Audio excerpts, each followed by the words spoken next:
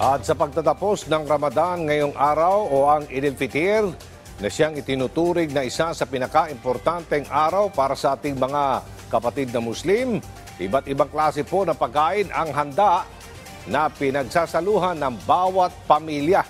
Ano-ano mga ito alamin natin sa ulat ni Rod Lagusat. Sa pagtatapos ng Ramadan, ang isang buwan na pag-aayuno o fasting ng mga Muslim, ito'y hudyatan ng selebrasyon ng Eid al-Fitr. Dito ay nagsasama-sama ang mga magpapamilya, magkakaibigan para ipagdiwang ito. At hindi mawawala dito ang pagkain ng sama-sama. Tulad na lang ng Malaysian Embassy sa bansa na ipinagdiwang ang pagtatapos ng Ramadan sa pangunguna ni Malaysian Ambassador to the Philippines, Dato Abdul Malik Melvin Castilino. It's a day where we give thanks to our families, our friends, and of course Almighty Allah Subhanahu wa Taala for the graces that has been bestowed upon us.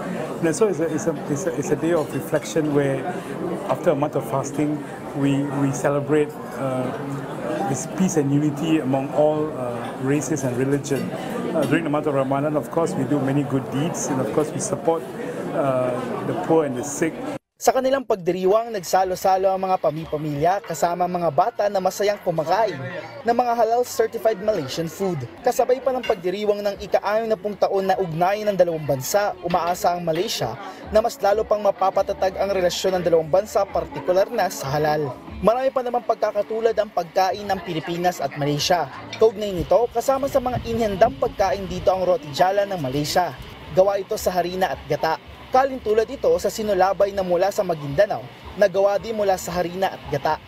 Magandang kasama na kainin ng mga ito ay ang chicken linenggil. Particular na ingredient ito ay manok at atay. At ako mismo, sumubok na kumain ito at talagang masarap. Ayon kay Chef Tahir Malikol, isang halal food consultant, hindi mawawala sa mga handaan ng chicken linenggil tulad ngayong Eid al-Fitr. Kami naman po, as our part, pinapakilala po namin yung mga pagkain na galing po sa amin na we are using this kind of food na halal, na safe sa inyo na mga hindi kumakain ng hindi halal.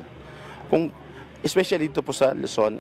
Anya, ang halal ay higit sa non-pork foods, kundi kasama dito ang kabuuang paghahanda sa pagkain kasama na ang kalinisan. Kaya kasabay nito patuloy ang pagpapalakas ng kooperasyon pagdating sa pagkain ng dalawang bansa. Showcase two different foods from Malaysia and of course Philippines, where we hope to see the similarities and of course the beauty of the food.